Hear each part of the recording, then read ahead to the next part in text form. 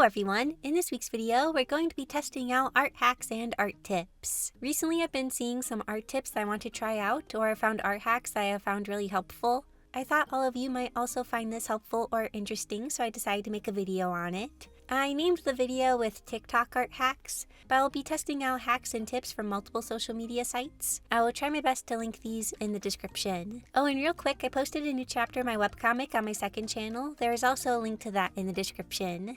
The first art tip was for when you have the problem of your line art looking worse than your sketch. This is something I naturally started doing as I was learning to draw, and I realized I never really talked about it in a video. So you have a sketch that you like, you slightly lower the opacity and start doing the line art. It's looking pretty okay, but when you turn off your sketch, the line art is not what you expected. And this can be very frustrating. The reason this is happening is because the sketch is keeping us from seeing the line art, since its opacity is still too high. On top of lowering the opacity, I like to change my sketch color. I personally use this button in the layer property section. By default, it makes my sketch blue, but you can pick a different color if you want. I often find warmer colors to be easier on my eyes. Once the color is changed, I lower the opacity even more so I just barely see the sketch. Compared to before, it is now much easier to see my line art, and since I can actually see what I'm doing, it's much easier to know what I'm doing and draw more confident lines. So yeah, if you have the problem of your line art looking worse than your sketch, or your line art just doesn't look right when you turn your sketch off, I recommend lowering the opacity of your sketch. This next hack was very interesting and I wanted to give it a try. The trick is to put rubber bands on your arms to make drawing from your reference easier for poses that have a good amount of foreshortening. I do not have rubber bands, so I'm using hair ties. If you do this, make sure the rubber bands or hair ties are not too tight on your arms. Mine were a bit tight, so I made sure to not leave them on for too long. You don't want to cut off blood flow. I made sure to place the hair ties a pretty equal distance from each other, so that it's easier to judge the distance in the pictures. Now, it was a bit hard to capture a pose since I'm just using a tripod, but I went for something like this. My upper arm is close to the camera and my hand is reaching away from it. A lot of times drawing poses like this from reference can be really tricky, since it can be hard to measure the distance between forms and also draw their shape. However, I do have to say the hair ties was a great point of reference. It allowed me to see how much shorter the upper arm is appearing compared to the forearm because of the angle. It was also easier to see the forms since the bands are wrapping around them. But yeah, this is overall really helpful, especially if you take your own reference pictures. This drawing tip was how to calculate shadows to be in line with perspective. When I try to do this myself, a lot of times I'm kind of just winging it. So I wanted to give this a try so that I can actually calculate the shadows and not just wing it. So this is my horizon line, or the eye level of the camera, and this is my vanishing point, or where the camera is looking. Now I want my box to be turned so that it's not in line with the vanishing point. This will help make things be a little bit more interesting. To do this, but still have the box be in perspective, I make two other points on my horizon and draw all my lines going back to these 2 points. Using these lines as my guide, I am able to draw my box. Okay, so now we have the box in place, but now we need to calculate the shadows for it. Our light source is going to be here above the vanishing point. First, we are going to calculate the ground plane for the shadow. I simply draw lines from the vanishing point and to the corners of the boxes. If the sun was in a different spot than above the vanishing point, I would make the lines go from where the sunlight meets the ground. Like if the sun was over here, I would draw the lines coming from over here. Anyways, now we need to calculate where the top plane of the shadow lands on the ground. To do this, we draw lines from the light source going through the top corners of the boxes. These lines extend until they meet the previous lines that we drew on the ground.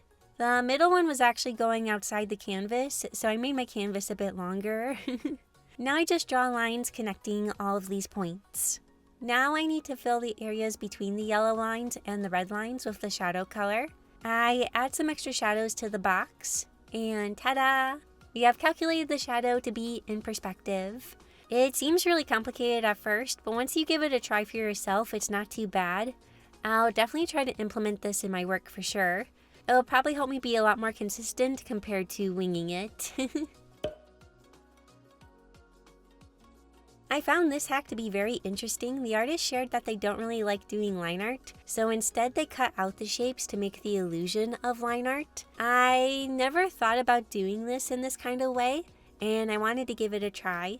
So we have a head that I sketched out. Now let's draw the hair using shapes. I'm using a decently sized brush for this so that I can draw just the larger hair shapes.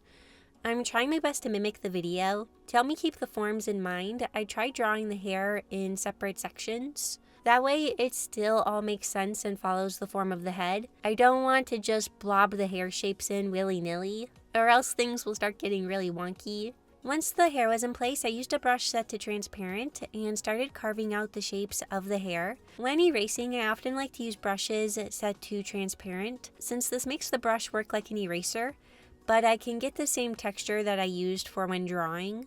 It often helps the parts I erase feel more natural, and they fit in just a little bit better. When doing this, I'm trying to break the hair up into a variety of strand sizes, and I'm majorly keeping the flow of the hair in mind. The hair is flowing from the hair part, so I try to have my lines go back to that point on the head. I do have to say that the result of this is very interesting and does give a bit of a different feel from my usual line work. To me, it almost feels more painty-like. It also has a very loose quality to it. It's a technique that I would consider using for my digital painting process, and I suppose to those of you who really hate line work, this could be a good option. However, if you prefer very neat and tight line work, I feel like this would get kind of tricky to do with this work process. But it was super fun to try out. This video is showing how to make a simple repeating gingham pattern in Procreate, and I thought I would try to do it in Clip Studio Paint. So we need to start by breaking up the canvas into fours. To do this, I'm going to go to View, then Grid. To make the grid the size I want it, I go to View Grid / Ruler Bar Settings. I play around with the settings until the grid is breaking up my canvas into 4 equal squares. Next, I fill in half the canvas with blue. Then I copy this blue shape and turn it to make it go along the top. I then set it to multiply so that where the blues overlap is darker. I then shrink this down and copy the pattern to fit it within the 4 squares. Now, there are 2 ways we can make this a repeating pattern. The first way is to save this pattern as an image. I can then go to File, Import, and then Pattern from Image. This makes the image into a repeating pattern. However, if we want the pattern available within the asset library, we can simply go to Edit, Register Material, then Image. I name the pattern and make sure to turn on tiling. If you want to, you can change how the image tiles from the drop-down menu, but I leave it as it is. Now my pattern is in Clip Studio Paint. I often do this when I want to make custom patterns for my webcomic. I've been really enjoying learning new art techniques, and a great place I've been going to for learning new things is Skillshare, and they are the sponsor of this video. Skillshare is the largest online learning community for creatives with thousands of classes led by industry experts across film, illustration, design, freelance, productivity, and more. Skillshare can help you take your careers, skills, hobbies, passions, or side hustles to the next level. They have classes on all kinds of different topics like illustration, graphic design, animation, 3D modeling, writing, and so many more. As some of you know, I've been getting into 3D modeling, and Skillshare has a ton of in-depth classes on this. One class that has caught my eye is Complete Beginner's Guide to Blender 3D by Harry Helps. In this class, Harry teaches everything you need to know to get up and running in Blender. Every topic covered builds upon previous lessons to form a solid foundation as you progress through the class. Oh, also, I even have a class on Skillshare. It's how I create a finished portrait drawing in Ibis Paint. The first 500 people to use my link in the description will receive a 1-month free trial of Skillshare. So get started today, and thank you so much again to Skillshare for sponsoring this video. This tip was on how to draw poses faster. Basically, you draw the rough shape outline of the pose, figure out the key points, and draw the rest of the details. I've been wanting to improve my drawing speed, so let's give this a try. I found this picture on Pinterest to use as my reference. So let's start by drawing the rough shape of the pose. Doing this does feel very foreign to me. I'm not using my usual way of measuring or breaking up the pose. Because of this, the process felt kind of awkward, and I could tell that the shape I was drawing didn't perfectly match the reference. To help put me on track, I made a copy of my shape and put it over the reference to help me compare and see where I'm going wrong. I repeat this process a few times until I get close enough to the right shape. Some of you might be wondering, Becca, why not just draw the basic shape on top of the reference? I want to avoid doing this so that I can get better at drawing the basic shape of the pose. I don't want to rely on drawing the shape directly on top of the picture. I want to train my brain and eyes to get better at doing this on their own. So yeah, that's why I'm doing it in this way. After the shape was to my liking, I started trying to place things like the head. It was really interesting trying to fit the pose into the shape, but I do feel like having the shape itself helped my pose stay more accurate to the reference.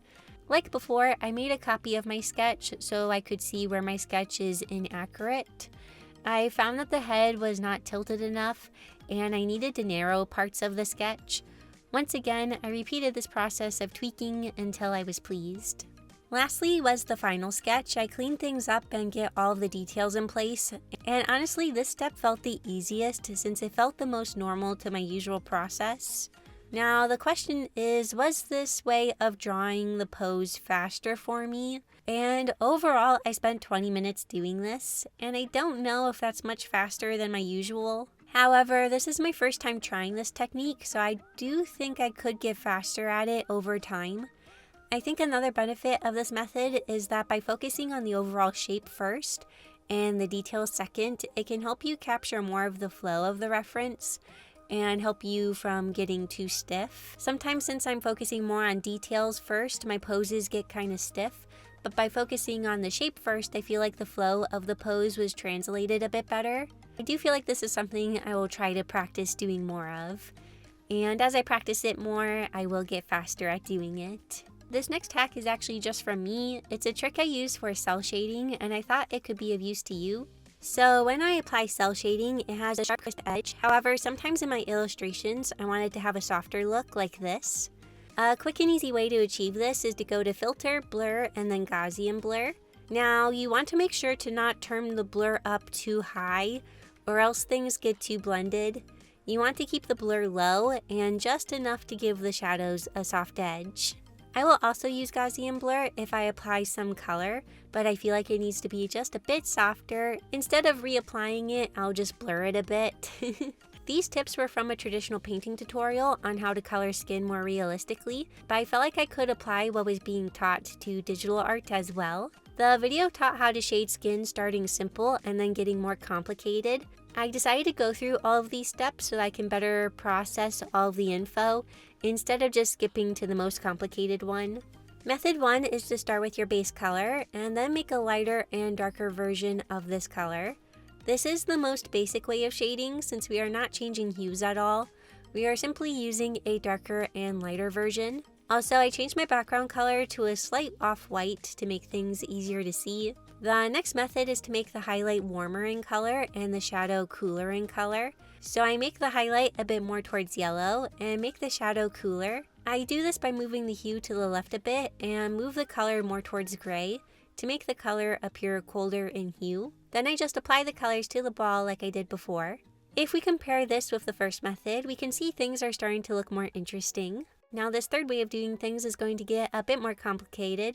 We are going to have 5 colors and we are going to alternate between warm hues and cool hues. The video did say you can start with a cool hue. You just then alternate from cool to warm. Now for me, making the light warm color was easy, but for some reason my brain was not able to process making a cool color that is also the right value. And my first try was actually pretty close, but I didn't trust it. So I decided to just take some blue and mix it into my base. To my surprise, I ended up with a very similar color to what I had picked before.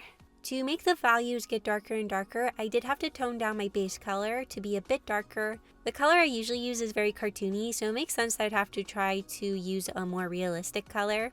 As I am making these colors, I am using the value slider to help make sure that my colors are getting darker as we move to the shadows. Now that we have the colors, I'm going to apply them to the ball. And I do have to say this way of coloring definitely looks more interesting than the previous two.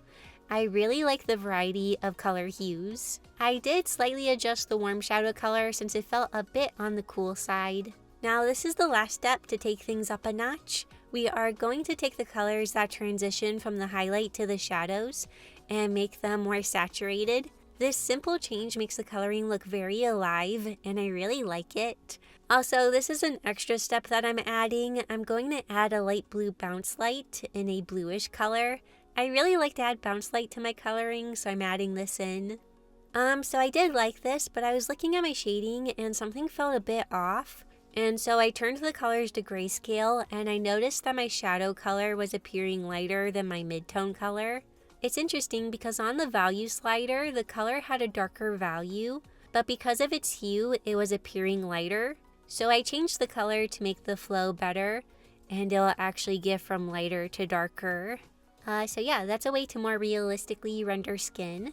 Now, coloring on a ball is very different than coloring a person, so I decided to test this method out on a face that I sketched out super quick. It was interesting shading in this way. I'm used to using a bunch of different layer modes and different opacities, but with this I just went in with the colors as they were, all on the same layer. I can tell I need to practice coloring in this way to get more proficient, but I do really like the hue shifts between the warms and the cools. I feel like I got a neat result I can usually only get with layer modes, but this time I did it kind of more on my own. I definitely recommend giving this a try. Now, I know we just did a tip on how to do fancy shading, but here's a tip for shading if you want something quick and simple. Once again, this isn't a tip I found online. This one is just for me, and I use it in my work. And it is to erase shadows instead of applying them. Sometimes for pictures where I need to apply a lot of shadows, it is faster and easier to just erase where I don't want the shadows. This is a very quick and rough demonstration, but it gets the point across. This can be a great fast way to add a first pass of shading to your drawings, or to add shading to comic panels. When I do this for an illustration, it's to help me get a better idea of where I want to place shadows and highlights. And when I do this for my comics, it's just a really fast way to get shading in place. So yeah, sometimes it's just faster to erase where you don't want the shadows. This last hack is amazing, and I've been using it so much in my art. Basically, the tip is that you can use the pinch liquefy function to add line art variation, or if you feel like you drew a line a bit too thick, you can make it thinner. Like I said, I've been using this a lot. It's such an easy way to tweak the thickness of my line art and add variety. Before this, if I wanted to make my line art thinner in spots, I'd have to go in with an eraser, but this is way easier. Oh, and don't worry, it does not make your line work fuzzy.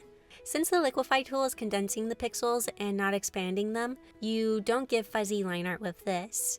I love it so much and highly recommend it.